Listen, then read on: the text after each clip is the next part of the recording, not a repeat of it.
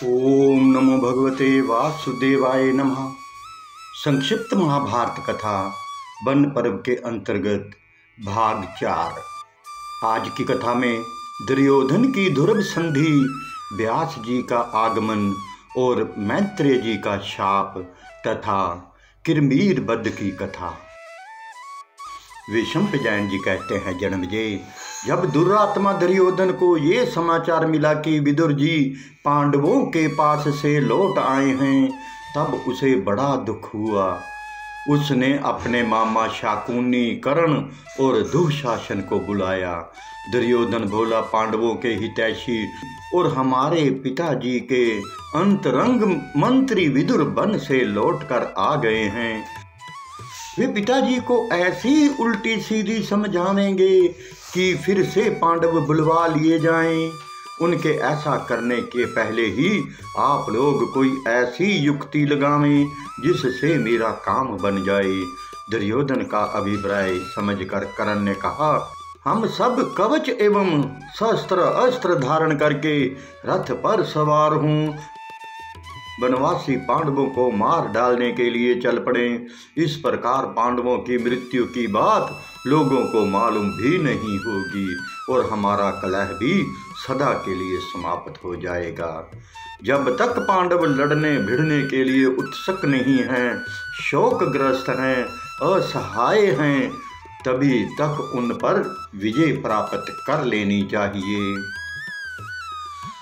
सभी ने एक स्वर से कर्ण की बात स्वीकार कर ली।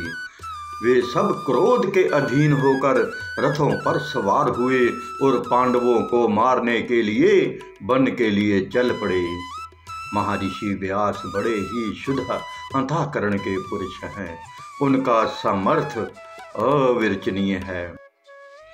जिस समय कौरव पांडवों का अनिष्ट करने के लिए यात्रा कर रहे थे, उसी समय वे वहां आ पहुंचे।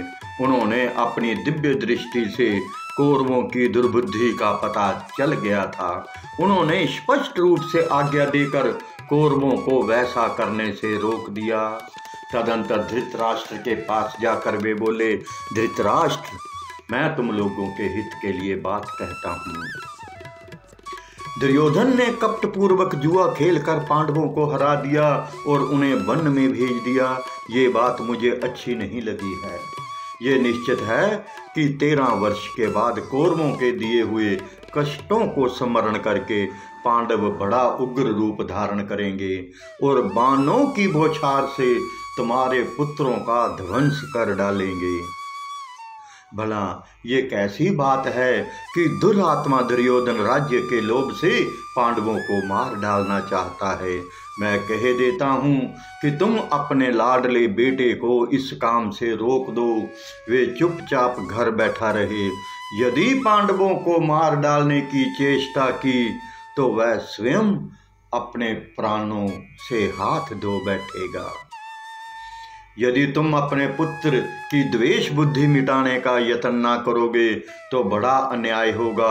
मेरी सम्मति तो ये है कि दुर्योधन अकेला ही वन में जाकर पांडवों के पास रहे। संभव है पांडवों के सत्संग से दुर्योधन का द्वेष भाव दूर होकर प्रेम भाव की जागृति हो जाए। परंतु ये बात तो बहुत कठिन है, क्योंकि जन्मगत स्वभाव का बदल जाना सरल नहीं है। यदि तुम कुरुवंशियों की रक्षा और उनका जीवन चाहते हो तो तुम्हारा पुत्र दुर्योधन पांडवों के साथ मेल मिलाप कर ले। धृतराष्ट्र ने कहा, परम ज्ञान संपन्न महर्षि, जो कुछ आप कह रहे हैं वही तो मैं भी कहता हूँ। ये बात सभी लोग जानते हैं। आप कौरवों की उन्नति और कल्याण के लिए जो सम्मति दे रहे हैं वही विदुर, भीष्म और द्रोणाचार्य भी देते हैं। यदि आप मेरे ऊपर अनुग्रह करते हैं, कुरुवंशियों पर दया करते हैं, तो आप मेरे दुष्ट पुत्र दुर्योधन को ऐसी ही शिक्षा दें। व्यास जी ने कहा, राजन, थोड़ी ही देर में महर्षि मैत्रेय यहाँ आ रहे हैं। वे पांडवों से मिलकर अब हम लोगों से मिलना चाहते हैं, वही तुम्हारे पुत्र को मेल मिलाप का उपदेश करेंगे। हाँ, इस बात की सूचना मैं दिए देता हूँ कि वे जो कुछ कहें बिना सोच विचार के करना चाहिए। उनकी आज्ञा का उल्लंघन होगा तो वह क्रोध में शाप दे देंगे। इतना कहकर महर्षि वेदव्यास वहां से रवाना हो गए। महर्षि मैत्रेय के पधारते ही धृतराष्ट्र अपने पुत्रों के सहित उनकी सेवा सत्कार में लग गए। विश्राम के पश्चात धृतराष्ट्र ने बड़ी विनय के साथ पूछा, भगवान, आप कुरु जंगाल देश से यहाँ तक आराम से तो आए, पांचों पांडव सकुशल तो हैं, वे अपनी प्रतिज्ञा का पालन करना चाहते हैं अथवा नहीं? आप कृपा करके ये तो बतलाइए कि कौरवों और पांडवों में सदा के लिए मेल मिलाप हो जाएगा ना? मैत्रेय जी ने कहा, राजन, मैं तीर्थ यात्रा करते करते कुरु जंगाल देश गया था। वहां संयोगवश कम्यक वन में धर्मराज युधिष्ठिर से भेंट हो गई। वे आजकल जटा और मृगछाला धारण किए तपोवन में निवास कर रहे हैं। उनके दर्शन के लिए बड़े बड़े ऋषि मुनि आते हैं। धृतराष्ट्र, मैंने वहीं से यह सुना कि तुम्हारे पुत्रों ने अज्ञानवश जुआ खेलकर उनके साथ अन्याय किया है। ये तो तुम लोगों के लिए बड़ी भयानवी बात है। वहां से मैं तुम्हारे पास आया हूँ क्योंकि मैं तुम पर सदा से स्नेह और प्रेम रखता हूँ। राजन, ये किसी प्रकार उचित नहीं है कि तुम्हारे और भीष्म के जीवित रहते तुम्हारे पुत्र एक दूसरे से विरोध करके मर मिटें। तुम सबके केंद्र एवं रोकने, सजा करने आदि में समर्थ हो, फिर इस घोर अन्याय की क्यों उपेक्षा कर रहे हो? तुम्हारी सभा में तुम्हारे सामने डाकुओं के समान जो अन्याय कार्य हुआ है, उससे ऋषि मुनियों के समाज में तुम्हारी बड़ी हेठी हुई है। अब भी समझ जाओ। इसके बाद दुर्योधन की ओर मुंह फेर कर कहा, बेटा दुर्योधन, मैं तुम्हारे हित की बात कह रहा हूँ। तुम तनिक समझदारी से काम लो। पांडवों का, कुरुवंशियों का, सारी प्रजा का और तुम्हारा भी हित तथा प्रिय इसी में है कि तुम पांडवों से द्रोह मत करो। वे सब के सब वीर योद्धा, बलवान, दृढ़ एवं नर रत्न हैं। वे बड़े सत्य प्रतिज्ञ, आत्माभिमानी और राक्षसों के शत्रु हैं। वे चाहें जब जैसा रूप धारण कर सकते हैं।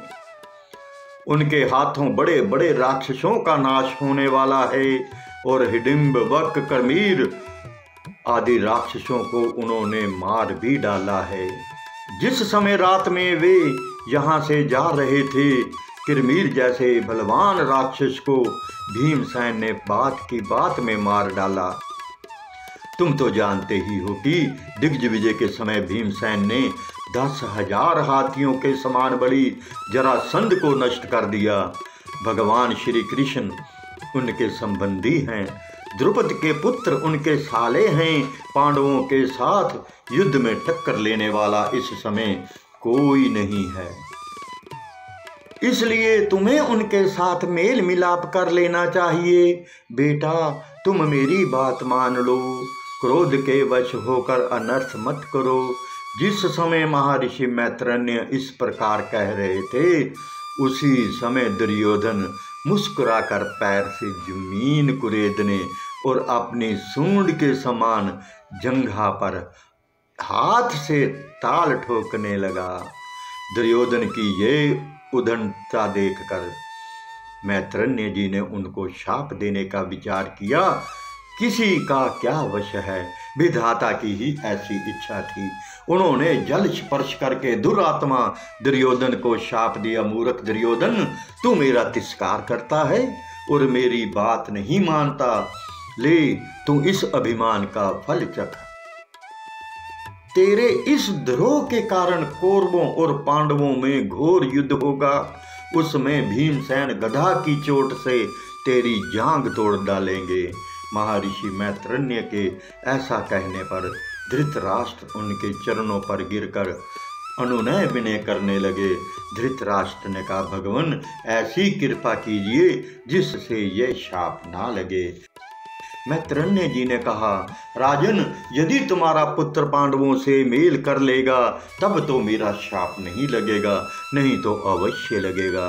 तदंतर महर्षि मैत्रेय ने वहां से प्रस्थान किया। दुर्योधन भी भीमसेन के किरमीर वध संबंधी पराक्रम को सुनकर उदास मुंह से वहां से चला गया। विशंपजयन जी कहते हैं, जन्मजय मैत्रेय मुनि के चले जाने पर राजा धृतराष्ट्र ने विदुर जी से पूछा, विदुर भीमसेन से किरमीर राक्षस की भेंट कहाँ हुई? तुम मुझे किरमीर वध की कथा सुनाओ। विदुर जी ने कहा, राजन पांडवों के सभी काम अलौकिक हैं।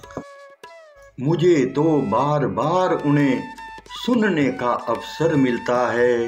राजन जिस समय पांडव जुए में हारकर वनवास के लिए हस्तिनापुर से रवाना हुए, उस समय लगातार 3 दिन तक चलते ही रहे। जिस मार्ग से वे काम्यक वन में प्रवेश करना चाहते थे, आधी रात के समय उस मार्ग को रोककर किरमीर राक्षस खड़ा हो गया। वे हाथ में जलती हुई लूक लिए हुए था, भुजाएं लंबी थी और धाड़ें भयंकर, आंखें लाल लाल, सिर के खड़े खड़े बाल मानो आग की लपटें हों। वह कभी तरह तरह की माया फैलाता तो कभी बादलों की तरह गरजता। उसकी गर्जन से सारे वन पशु भयभीत होकर खलबला उठे। आंधी चलने लगी, धूल से आकाश आच्छादित हो गया। द्रौपदी तो उसके दर्शन मात्र से बेहोश सी हो गई। उसकी ये चाल देखकर पुरोहित धौम्य ने रक्षोधन मंत्र का पाठ करके राक्षसी माया नष्ट कर दी। उसी समय किरमीर राक्षस भयावने वेश में पांडवों के सामने आकर खड़ा हो गया। पांडवों का परिचय जानकर किरमीर ने कहा, मैं बकासुर का भाई और हिडिंबा का मित्र हूँ। इसी भीमसेन ने उनको मारा है, इसलिए आज अच्छा अवसर मिला, इसे मैं अभी नष्ट किए डालता हूँ। उसी समय भीमसेन ने एक बहुत बड़ा पेड़ उखाड़ा और उसके पत्ते तोड़ ताड़ कर फेंक दिए। भीमसेन ने दृढ़ता के साथ लंगोट कसकर वृक्ष को उठाया और राक्षस के सिर पर दे मारा, परंतु इससे राक्षस को कोई घबराहट नहीं हुई। राक्षस ने उनके ऊपर एक जलती हुई लकड़ी फेंकी, परंतु भीमसेन ने पैर से मारकर अपने को बचा लिया। इसके बाद दोनों में भयंकर वृक्ष युद्ध हुआ, जिससे आसपास के बहुत से वृक्ष नष्ट हो गए। भीमसेन ने हाथी के समान झपटकर राक्षस को अपनी बाहों में बांध तो लिया, परंतु वह जोर करके निकल गया और उल्टे भीमसेन को ही पकड़ लिया। तदंतर बलवान भीमसेन ने उसको जमीन पर गिरा दिया और उसकी कमर घुटनों से दबाकर गला घोट दिया। उसका शरीर ढीला पड़ गया, आंखें निकल आई। इस प्रकार किरमीर राक्षस के मर जाने पर पांडवों को बड़ी प्रसन्नता हुई। सब लोग भीमसेन की प्रशंसा करने लगे और फिर काम्यक वन में प्रवेश किया। इस प्रकार विदुर जी से किरमीर वध की बात सुनकर राजा धृतराष्ट्र उदास हो गए और उन्होंने लंबी सांस ली। ओम नमो भगवते वासुदेवाय नमः। एक विनम्र निवेदन है कि संपूर्ण महाभारत की रोचक एवं ज्ञानवर्धक कथाओं का आनंद लेने के लिए आप हमारे YouTube चैनल कहना सेवा के साथ जुड़ें तथा अपने सभी मित्रों को भी हमारे चैनल को लाइक और सब्सक्राइब करने के लिए आज ही आमंत्रित करें। आपके मित्र भी इन कथाओं का आनंद लें। धन्यवाद। हरे कृष्ण कृष्ण कृष्ण हरे हरे, हरे राम राम राम हरे हरे। जय श्री कृष्ण।